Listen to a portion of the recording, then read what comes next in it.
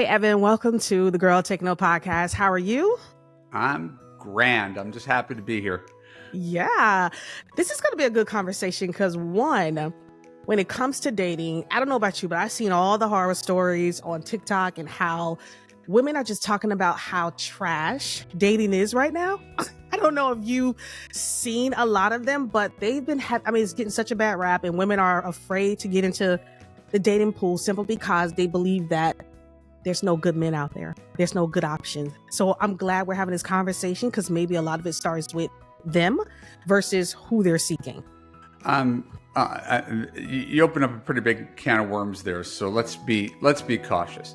First of all, everybody needs to get validation for their experience, right? If your feelings are real, that it's a bit of a shit show, okay. I'm not going to stand on my soapbox and tell you that you're wrong. I would also ask for a little bit of logic in addition to the emotion. It would be kind of impossible for there to be only good women in the world and no good men. Yes. It can't be true as much as it seems like it's true. And so then we have to kind of walk that back and say, well, what is contributing to these feelings? Number one, it's our use of dating apps and texting is the primary reason that we feel this. Everything is commodified. Average guys act like players. You can't really tell anything about someone, so there's no real connection. It's really a shallow medium, and we're all getting torn up by the double-edged sword that is online dating, especially 21st century online dating, which is app-based instead of old school with the written profiles and the emails, which gave a little bit more depth to it. So that sort of is a piece of it. And then there's the reality, which is, let's just say for argument's sake, 90% of men are not husband material in any way, shape, or form. Now, that's a big number. Yeah. But that means 10% big are. Number. And so all you have to do is block out the 90%, pay attention to the 10%, and you can be happy for the rest of your life. And so that makes it no different than anything else on the planet. That's like shopping. You don't go to a store and be like, I want all of Macy's. You look around, you're like, nope. And you don't get angry every time you go to Macy's. So I'll pause there. I like it. It's fun. I like the analogy. Okay, let's back up. Let's jump into like your background because you're known for like the personal trainer for smart, successful women, right, in dating. And how did you get into this line of work? What made you get into becoming a dating coach? When I started, it was 20 years ago, right? I'm the first dating coach. Now there's thousands of people who do what I do, but I'm the OG dating coach from 2003, and it's a completely made up job, and I don't take any credit for it. I was a Hollywood screenwriter who couldn't sell a screenplay. I thought my dream was to make 14-year-old boys laugh. I was wrong. And when I turned 30 and I had no money, I was like, I got to figure something else out. And I got a job answering phones at an online dating company, just, putting myself through film school, low-paying job. And after a year of it, I realized, oh my God, I got to write a book about this because it was really interesting to see what I observed from the other side of it, being a user of the dating site and consulting people. And so my first book, I Can't Believe I'm Buying This Book, came out in 2003. And unlike my whole Hollywood career, the book was actually a success. And I was on the Today Show and in Time Magazine and in USA Today. And the next thing I know, I became the dating guy and I dropped out of film school. About 5 years into that process of being a dating coach, I was just a generic dating coach focusing on online dating. I realized 80% of my clients were women. I didn't solicit women. Men need help. They don't ask for it. It's part of the problem. So I went where my clients were. And as time went by, it became very clear to me that I had a certain demographic, right? High achieving women who have everything but the guy. And so I doubled down on that and focused on that. And, and now again, you could get off the phone with me and you're a dating coach. Anybody can be a dating coach. I was going to ask that question. I'm glad you mentioned that. I was going to ask you, why do you think it's more women that are having issues in the dating pool versus men? And then I think you answered it because you said men don't ask for help. Men just kind of try to navigate it on their own. Men aren't. Well, this is the irony. This is the thing. I'm presuming most of your listeners are women, and I don't want to, bite the hand. But if you're a guy and you're single and you're a good guy who wants to fall in love and get married, you have as many horrible dating stories as the women have. They're just different horrible. I went out on 300 dates. I mean, you don't go on 300 dates if it's easy to find a great partner. And I couldn't say rightfully there are no good women in all of Los Angeles, even though in my early 30s that was part of the story. So it couldn't be true. And so I look at guys and say, hey, this is a human problem. And I think it's unfortunate that men are not more self-aware. I think it's unfortunate that they don't go to therapy or read self-help books. A couple breaks up, it's a stereotype, but a couple breaks up and the woman's like, oh my God, what did I do wrong to drive him away? And guy's like, she's crazy. Like no self-awareness whatsoever. And we have to make the best of these circumstances and choose more sensitive, more self-aware guys. And they absolutely exist, just in a smaller proportion than we want them to. To this question, do you come across women who seem to have a certain type, like a list that they want their man to have, their potential mate to have? And do you see that common in terms of like maybe that's the reason why a lot of women can't find the right kind of man they're looking for, because they have this preconceived notion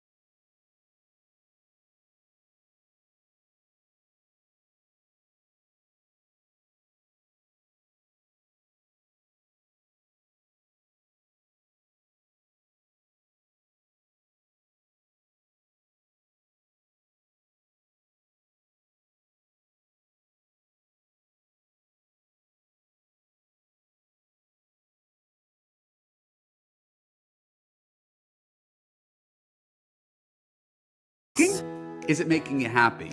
If it's working and making you happy, keep doing it.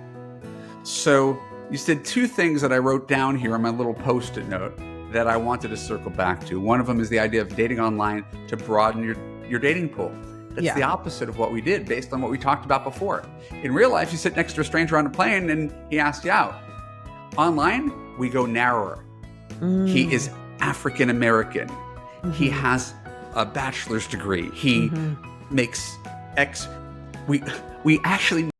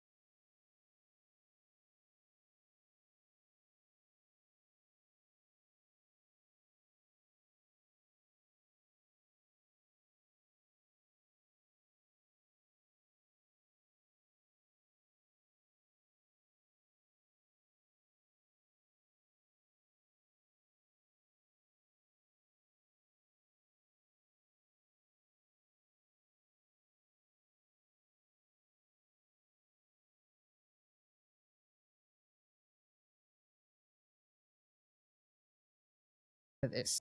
Shawnee, is your husband your type? Not to throw him under the bus, but is he your type? You know what? He's really not. Right. Which I was very surprised. Right. It's like trying food. Oh, I know I'm not gonna. That's my God of the Sun. I know I'm not gonna like that. You haven't eaten it. Oh, I could just look at it. No, I'm not gonna like it.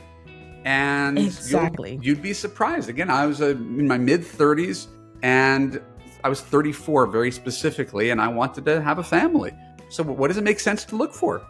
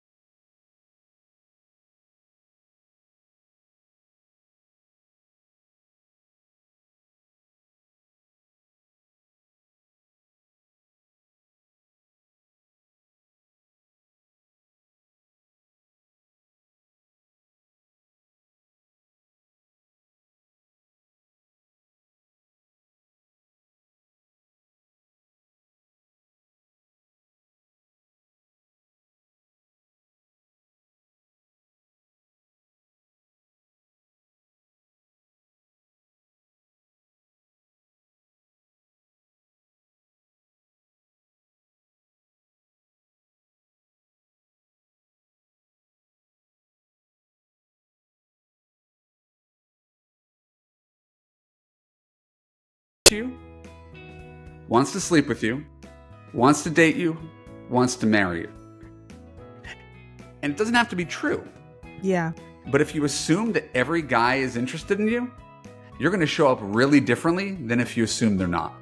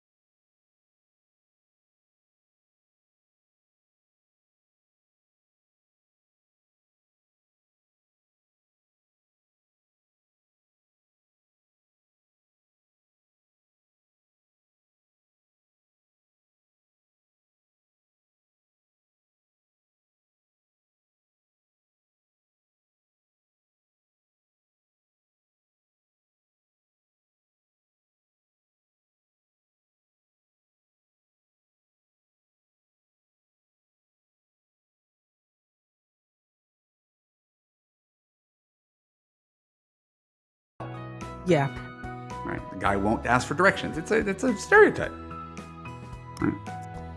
So there's good and bad things that come with both of these stereotypes.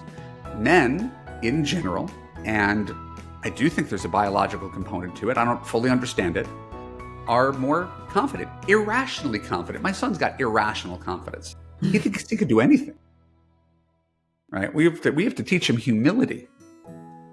Right? But I think boys have irrational confidence, which is why you see like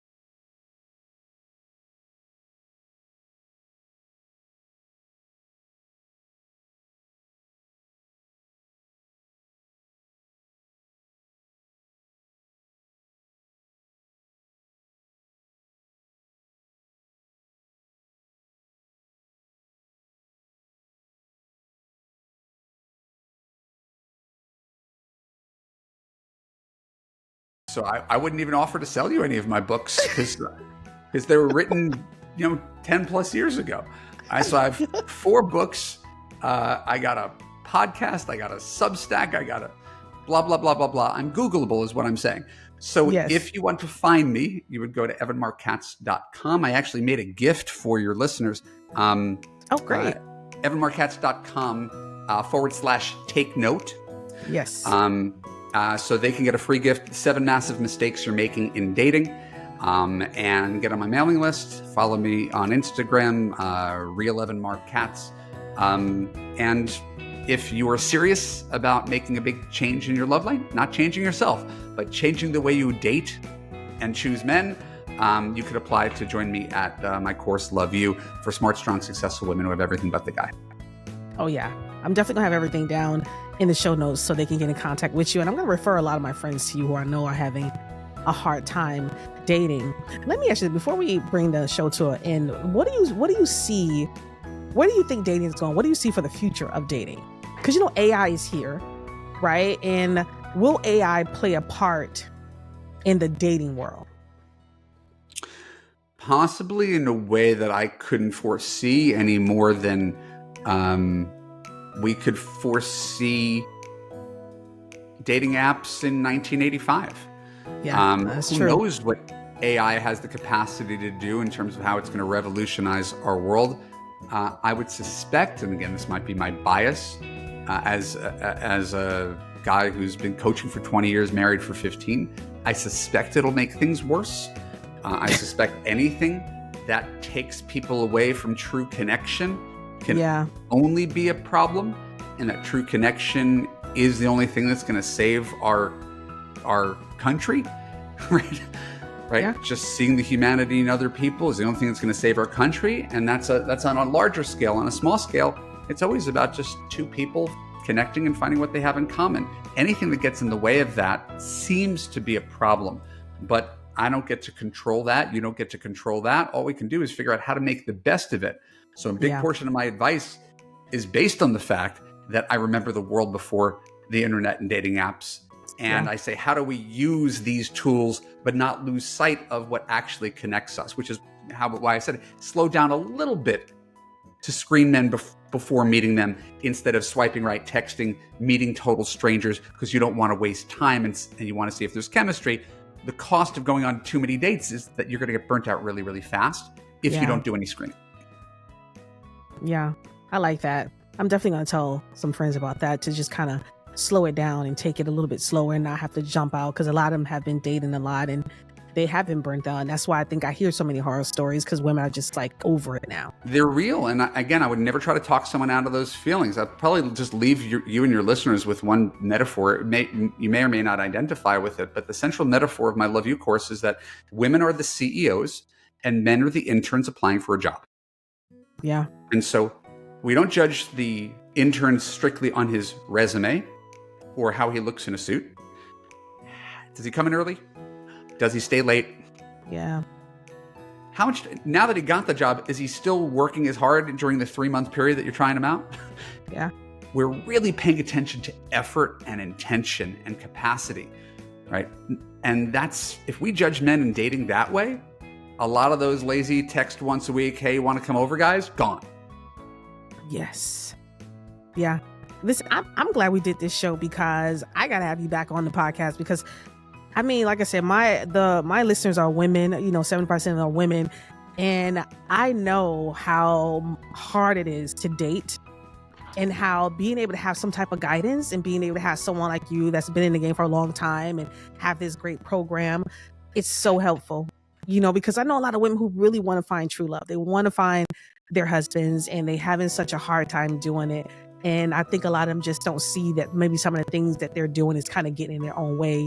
And then someone like you comes along and just open them up to a whole new perspective on dating, I think is refreshing. So I'm excited. I'm so glad you came on the show, Evan. I really appreciate it.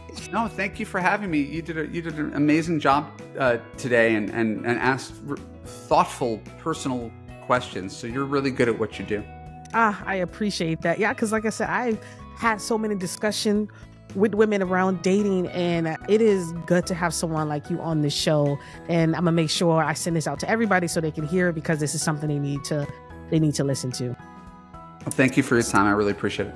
Yeah, thank you guys. Listen, this is the Girl Take No podcast, and we will talk to you next time.